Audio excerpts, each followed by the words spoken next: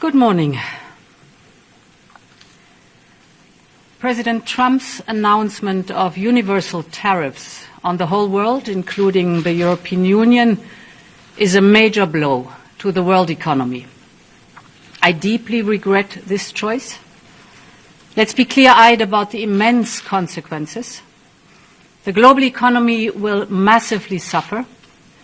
Uncertainty will spiral and trigger the rise of further protectionism. The consequences will be dire for millions of people around the globe, also for the most vulnerable countries, which are now subject to some of the highest U.S. tariffs, the opposite of what we wanted to achieve. The tariffs will also hurt consumers around the world. It will be felt immediately. Millions of citizens will face higher grocery bills. Medication will cost more, as well as transportation. Inflation will go up. And this is hurting in particular the most vulnerable citizens. All businesses, big and small, will suffer from day one. From greater uncertainty to the disruption of supply chains, to burdensome bureaucracy, the costs of doing business with the United States will drastically increase. And what is more, there seems to be no order in the disorder, no clear path through the complexity and chaos that is being created as all U.S. trading partners are hit. In the past 80 years, trade between the European Union and the United States has created millions of jobs. Consumers across the Atlantic have benefited from reduced prices. Businesses have benefited from huge opportunities, leading to unprecedented growth and prosperity. And at the same time, we know that the global trading system has serious deficiencies. I agree with President Trump that others are taking unfair advantage of the current rules, and I'm ready to support any efforts to make the global trading system fit for the realities of the global economy. But I also want to be clear. Reaching for tariffs as your first and last tool will not fix it. This is why, from the outset, we have always been ready to negotiate with the United States to remove the remaining barriers to transatlantic trade. At the same time, we are prepared to respond.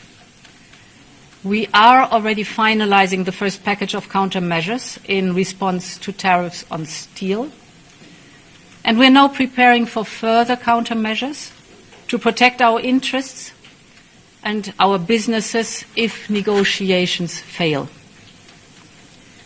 We will also be watching closely what indirect effects these tariffs could have, because we cannot absorb global overcapacity, nor will we accept dumping on our markets. As Europeans, we will always promote and defend our interests and our values, and we will always stand up for Europe. But there is an alternative path. It is not too late to address concerns through negotiations. This is why our Trade Commissioner, Maroš Šefčovič, is permanently engaged with his U.S. counterparts. We will work towards reducing barriers, not raising them.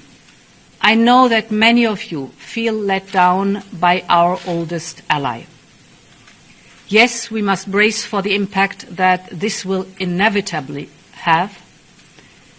Europe has everything it needs to make it through the storm. We are in this together. If you take on one of us, you take on all of us. So we will stand together and stand up for each other. Our unity is our strength. Europe has the largest single market in the world, 450 million consumers. That is our safe harbor in tumultuous times. And Europe will stand at the side of those directly impacted. We have already announced new measures to support the steel and cars sectors. Last week, we limited the amount of steel that can be imported to Europe tariff-free.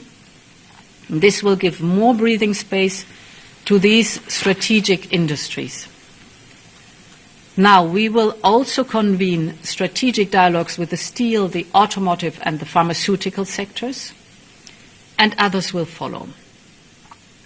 Europe stands together for our business, for our citizens, and for all Europeans, and we will continue to build bridges with all those that, like us, care about fair and rules-based trade as a basis for shared prosperity.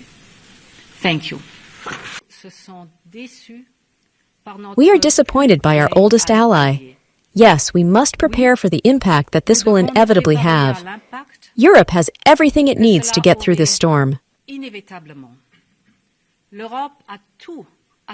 We are in solidarity. If you take one of us, you take all of us. That is why we will remain united, and we will defend each other. Our unity is our strength. Europe has the largest single market in the world, 450 million consumers. It is our haven of peace in these tumultuous times.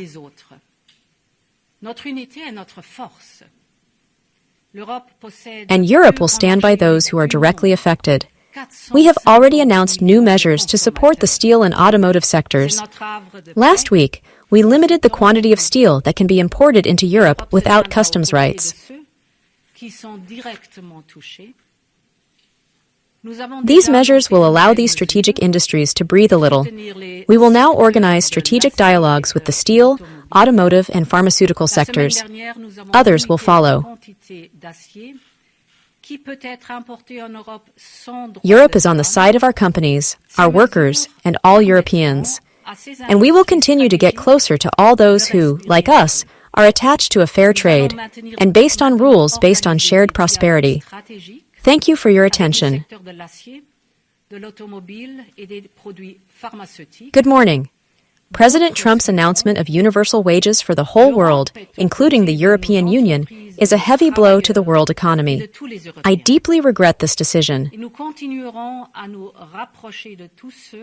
We should be aware of the immense consequences.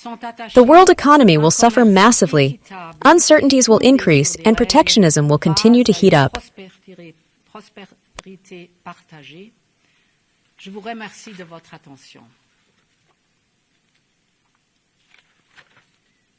The consequences will be difficult for millions of people around the globe, also for the most endangered countries, which are now exposed to some of the highest U.S. tariffs.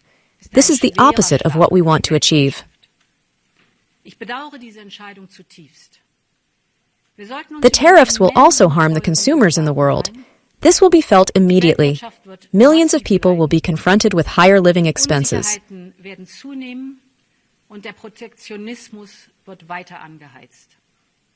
Medicines will become more expensive, as will transport. Inflation, big and small, will suffer from day one. They will suffer from greater uncertainty, under the interruption of supply chains, of complex bureaucracy. The cost for trade with the United States will increase drastically. What's more, there seems to be no order in this disorder. There is no clear way through the complexity and chaos that will be created, as all trade partners of the United States are affected. In the past 80 years, trade between Europe and the United States has created millions of jobs. Consumers on the other side of the Atlantic have benefited from lower prices.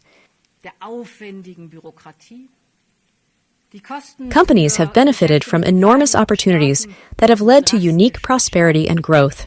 At the same time, we know that global trade systems have significant shortcomings. Here I agree with President Trump that others are misusing the current rules in an unfair way.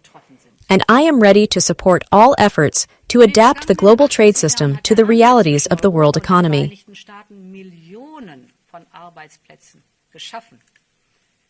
But I also want to make something very clear. The use of customs as the first and last resort will not solve the problem.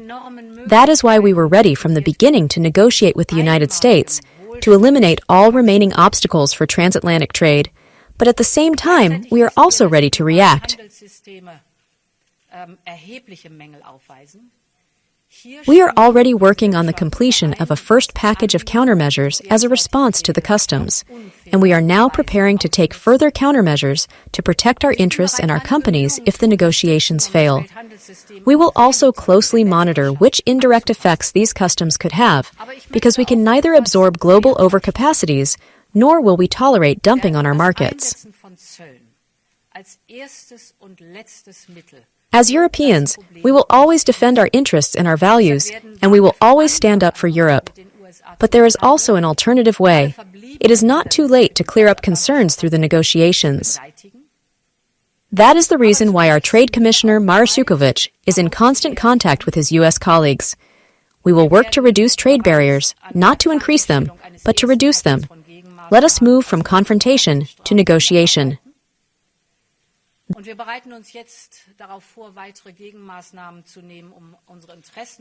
That is the right way. Finally, I would like to turn directly to the people in Europe.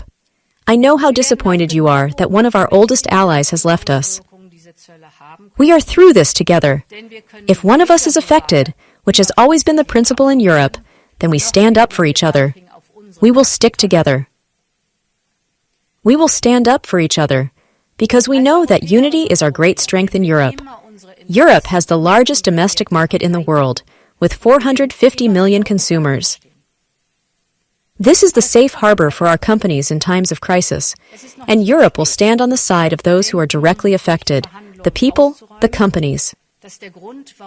We have already announced new measures to support the steel and automotive sector. Last week, for example, we limited the amount of steel that can be imported into Europe without customs. This will give these strategic industries more air to breathe. And we will now initiate our strategic dialogue with the steel sector, the automotive sector, and the pharmaceutical sector. Other strategic dialogues will follow to find solutions together. Europe stands together. For the people, for the companies, for all Europeans, thank you.